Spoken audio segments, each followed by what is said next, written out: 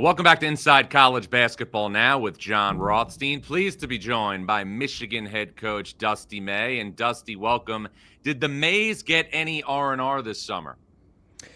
Well, first, John, thanks for having me on. We did. We in August. It's a tough month for all of us. I think that's why all coaches were married in late August or mid-August. But we escaped to Bar Harbor, Maine, nice. And did a lot of hiking in Acadia. Did some whale watching, things like that. So yeah, it was a nice trip. I think it was a four days in Maine. Is the lobster in Maine live up to the billing? It does. I think we had lobster everything for about 3 or 4 days. Lobster omelets, lobster bisque. So yes, it does. It lives up to the expectations. All right, so Dusty May, a great basketball coach, also a food critic here. So we know that the lobster lives up to the billing in Maine, but you also lived up to the billing in your first year at Michigan. 27 wins, Sweet 16, Big Ten tournament title. But I'm curious, what's the biggest thing that Dusty May knows now about being the Michigan coach that he didn't know maybe 12 months ago? Oh, gosh, that's a great question, John. I'm not sure there's anything that I know now that I didn't know, other than I've confirmed all of my biases going into this job about how coaching is such a small percentage of what we do, and we have to be very intentional to find time to still be ball coaches, because ultimately that's why we're here. And then just the amounts of the demands on our time from other things. So that, with the physicality of the Big Ten and the physicality of this level in general, was certainly eye-opening. Now, you've had a really, really interesting history in the Big Ten, because obviously you're the head coach at Michigan and you're a part of that great brand now, but you also came up as a student manager at Indiana. How is being a part of Michigan basketball different than being a part of Indiana basketball? Well, John, it's been so long since I was at Indiana. My travels have taken me across the country, and my loyalties has always shifted towards whoever signs the check. So I become a football coach of wherever I work. I try to acclimate myself to the local cultures and environments. So I love Indiana. I got my degree there. It was a religion for me for so long, but it's been really cool to be a part and embraced by the Michigan community. And I've learned a lot from the people that are here and the people that are attached to this brand. And you've had instant success, obviously, in Ann Arbor, as I touched on. A great year one. That obviously followed the run at Florida Atlantic to the Final Four in 2023 and to the NCAA tournament in 2024. You've had incredible success now at multiple programs. Who does Dusty May patent his coaching style after? John, obviously my early experiences with playing for Coach Barnheiser in high school shaped who I am as a human, as a competitor, and I'll never be able to repay him for that. And then obviously Coach Knight, his impact on the game of basketball in our state was something that you're also, it impacts everything you do. But one as I reflected, one situation, I think it's probably 2003 when the FIBA World Cup was in Indianapolis, and Coach Davis and I went up and watched, I think, every game, and sat courtside in what was then the RCA Dome and watched the international brand of ball when Yugoslavia with Stojakovic and Argentina's glory years, and saw that brand. And I really fell in love. I guess it reconfirmed my love for the team's part of the game, the ball movement, the passion for each other's success. So I think looking back, that was a very pivotal week in my development. Now, Dusty, one of the things that I find fascinating about your demeanor on the sidelines is 98% of the time you are completely stoic. I remember in the Elite Eight in 2023, you guys got a stop at FAU and you just hugged John L. Davis right when you clinched a berth to go to the Final Four, but you didn't throw your arms up in the air. How are you always so stoic and composed on the sidelines in the heat of a game? Well, growing up, I was closer to a sociopath as far as competitor versus a stoic. So it's taken years and years of intentional development and introspection. So, I don't know. I do believe that I see the game when I'm not focused on the wrong things. I feel like I can help our players better when I'm concentrating on what I need to be looking at. So I don't know. I enjoy coaching this way. I try not to give any negative reactions to our players. So it's just kind of become who I am because of effort. Michigan won 8 games the season before you arrived. You won 27 last year. How did you get Michigan back to being Michigan in just 1 year? Well, I would say that we were able to attract the right people, and we're making all these decisions with such, I guess, incomplete information and whatnot. So when Vlad decided to join us, and then Danny Wolf took a leap of faith at playing the 4, and we felt like we put that if we put that front line on the court, we would be different. We'd be able to compete from rim protection and rebounding. Yeah. And then we added Trey Donaldson and Roddy Gale, and Amari Burnett luckily stayed. And we felt like we just had a real unique group where we had some old guys, some young guys, and the team just really gelled together. I think their skill sets all fit. And so it just, because we were different, because those guys were super talented, we were able to find ways to win close games. And ultimately that determined our success. You talked about the pieces really fitting, and I think that's another thing that you've proven here out of the gate at the Power Conference level that you're really, really elite at, and that's building a roster. When you put together a roster of players, and now it's a year-to-year deal, how are you looking to fill out that puzzle? It starts with their personality traits. When you look at who we've signed throughout the course of my tenure at FAU and then here, we've tried to go after guys who've been well coached, that are great teammates, that enjoy sharing the ball, passing the basketball, and playing well together. And our guys bought into that.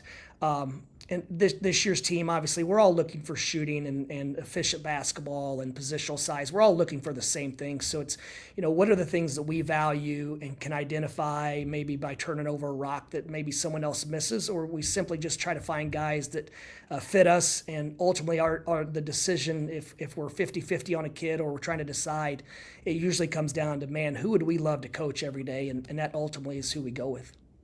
For you, what was the most gratifying part of last season, your first year at Michigan?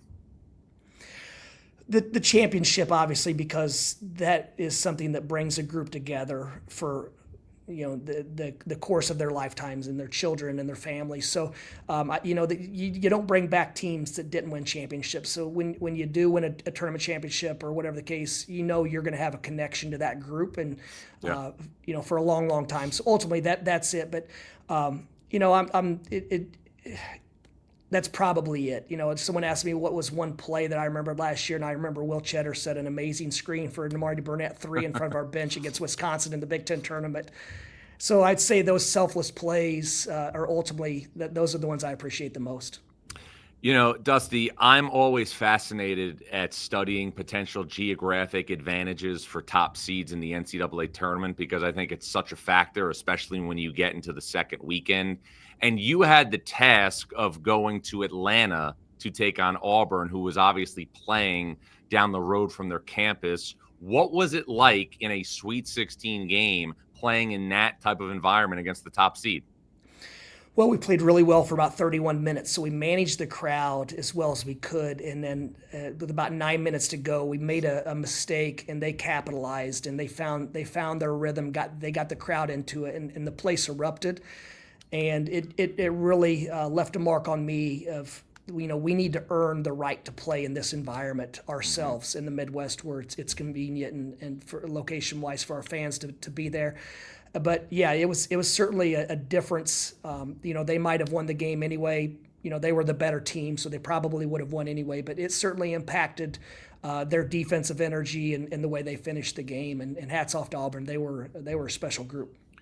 Dusty, you've coached in a Final Four, and you have that experience. You'll forever, obviously, be a Final Four coach. But now you are at a major brand. You took a team to the Sweet 16.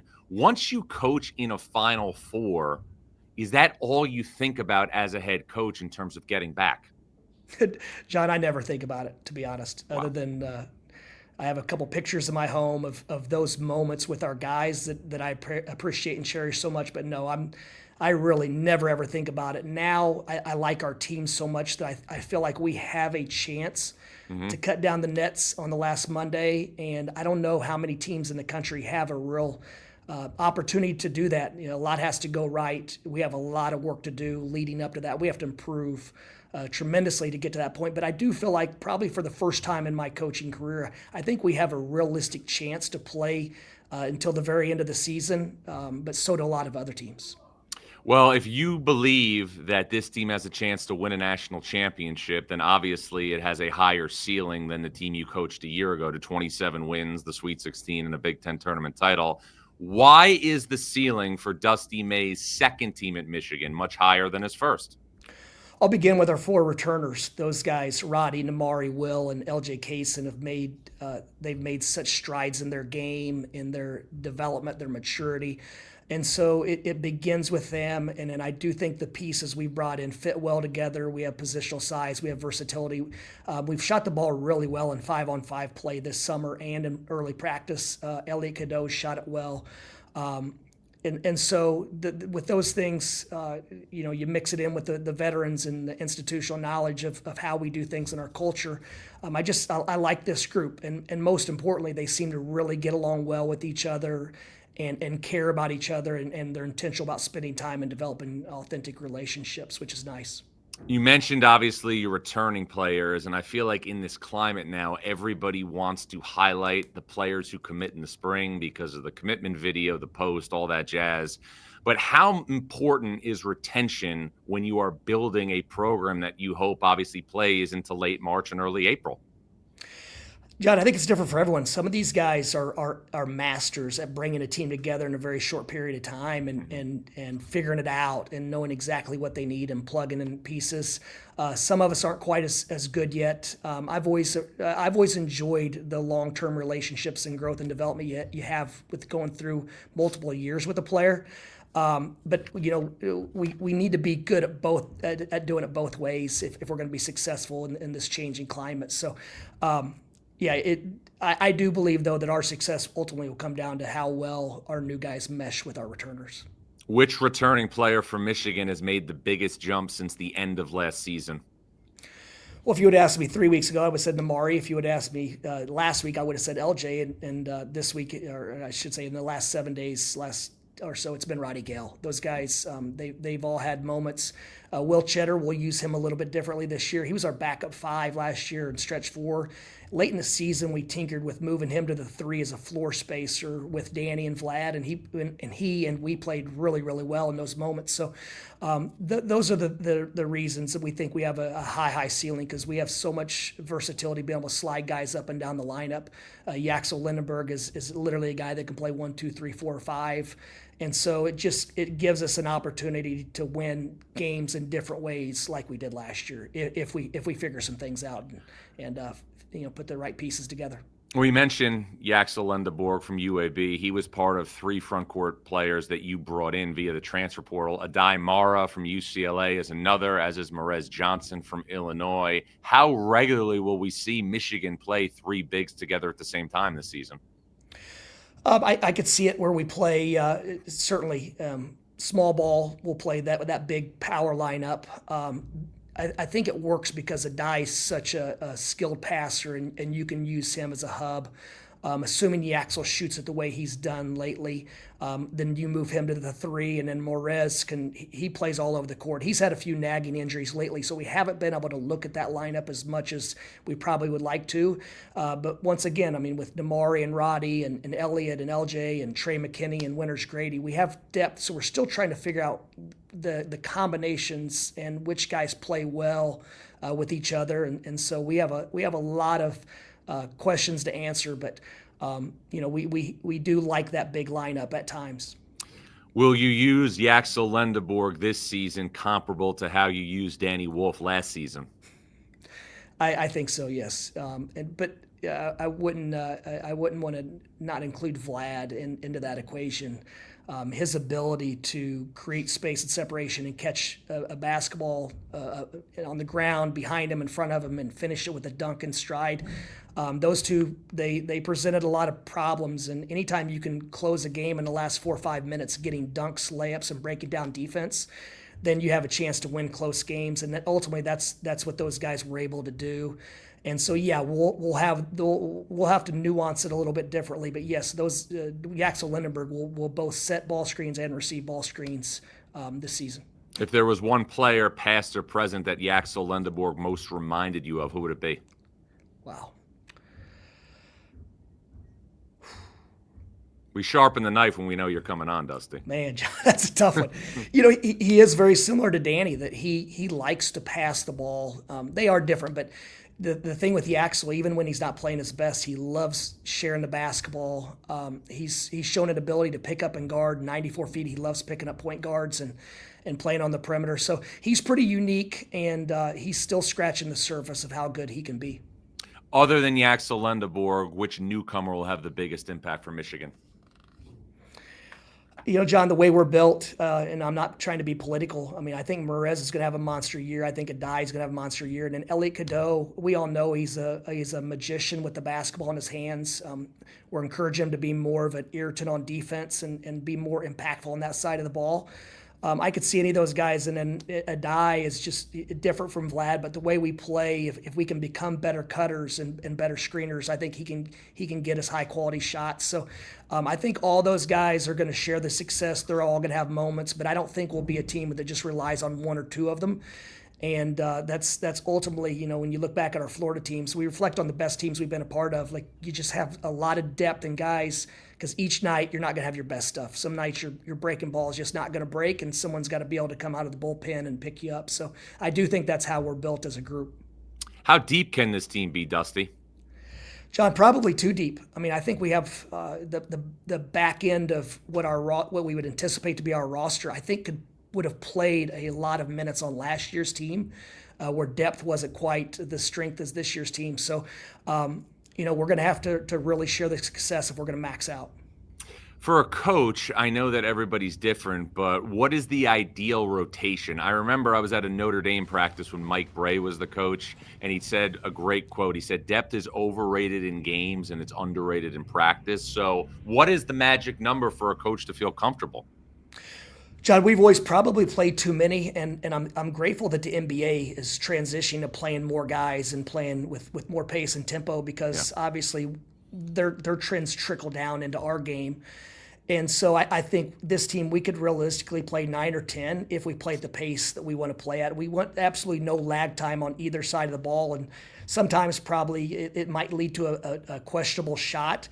But we would take the trade-off of that quick shot versus walking it up and allowing the defense to get set and organized. And then we have to find a way to get teams to shoot the ball a little bit quicker against us.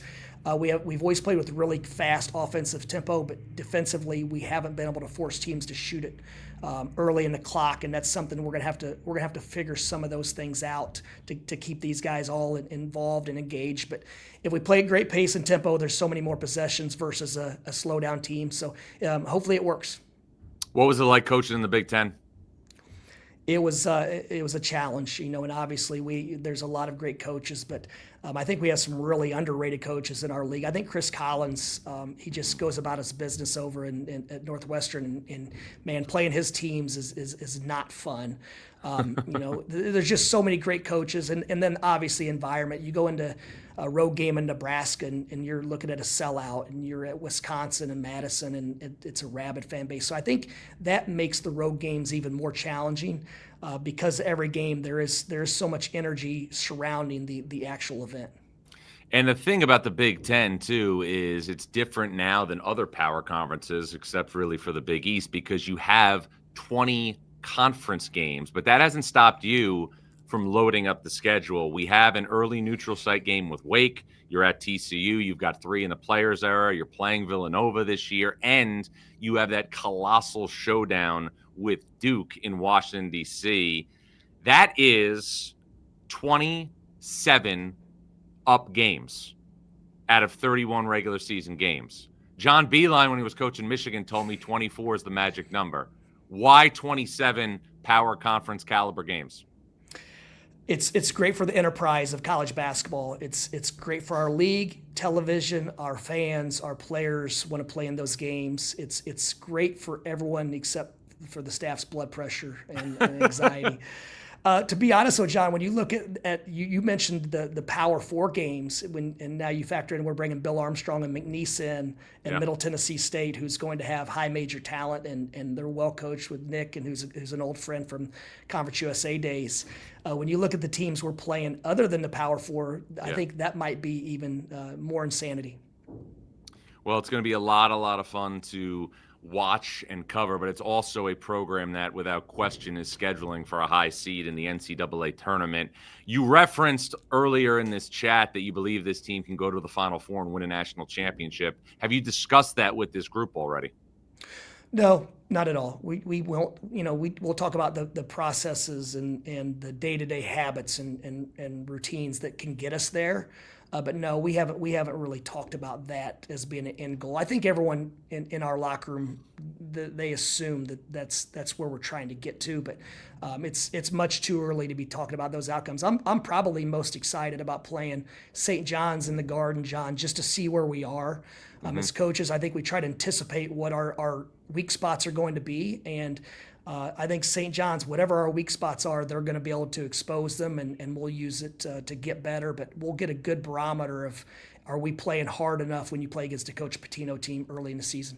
Well, I was going to ask you that because the Madison Square Garden is a special place for you because that was where Florida Atlantic played in the regionals in 2023. You also came back for the Jimmy V Classic to play Illinois the next season. Is there any difference, even though it's an exhibition game, coming to the world's most famous arena to coach against a coach like Rick Pitino? Yeah, John. When you walk into the Garden and you're from where I'm from, I mean, it's just the symbol of just being able to compete in that environment. Yes, when I walk in for shoot around, I get goosebumps. Yeah. So absolutely, it means a little bit more. So that's going to be I've heard there's going to be I'm anticipating close to sellout or sellout at the Garden. So the environment's going to be electric. It's going to be a lot of fun. But most importantly, we're going to get to see where we are early. You know, Dusty, it's interesting. You referenced, obviously, the belief that this team can win a national championship, and you were inches away from playing for a national championship in 2023. You lost at the buzzer in the Final Four to San Diego State. How often do you think about that game and that shot? Actually, I think about that game a lot because as a group, we took a lot of pride in mitigating risk and not beating ourselves. And we made some errors in that game that we probably hadn't made all season. San Diego State went and took it, but we played really, really good sound basketball for most of the game and made some errors and gave them an opportunity to go take it. But yeah, that's a tough one because I don't feel like we did enough to figure out a way to win that game. And had you won that game and closed it out, you would have played UConn, who obviously won back-to-back national titles. So you had a front row seat to what a national championship team looked like. With what you see every day in practice, why do you think this team, even though, as we tape this is only September, has those same requisites? Positional size, a competitive spirit, a real healthy practice environment every day where guys are competing and challenging each other, but they don't go overboard. That's how I base my expectations. How are we on a daily basis? Last year, we had so many injuries. We weren't really able to practice together for the summer or the fall. And so I never had a good idea of how good we'd be. There would be days when I'd walk over to an assistant coach and say, hey, we've got a chance to be pretty good this year, don't we? But it wasn't ever the conviction of, man, we're working like a team that's on a mission to do the absolute best we can and could. Well, let's wrap on this. What are the biggest keys then for Michigan to be in that situation and be one of four teams playing in early April and having a chance to win a national championship in 2026? I said earlier with our FAU team, just making less mistakes than the opponent, and in the way we shot the ball in January, February, and March last year, you obviously have to look at that as something that could be concerning. Our guys, I think in year 2 in our system with the shots they're familiar with, they're going to improve in that area, and then the obvious turnover issue. And when you track our practice stats daily from the summer, from the fall, last year we typically had a negative assist to turnover ratio even in practice, and we weren't a team that turns the opposition over. This year, it's not uncommon for us to have a 2 or 3 to 1 assist to turnover ratio in practice. And a big part of that is our guys are really skilled passers, but we're just not playing as loose with the basketball as we did, and that's something that I think as a staff we've improved, and recruiting has certainly helped that in that area as well. Well, Dusty, it's going to be a lot of fun to cover. Appreciate a couple of minutes. Know how busy you are. Michigan, 27 power conference caliber games, including one in February against Duke. But, Dusty, look forward to seeing you in person on October 25th at MSG against St. John's. Definitely. John, thanks for all you do for our game. Appreciate you. You got it. It's Michigan head coach Dusty May. I'm John Rothstein, and this is Inside College Basketball Now.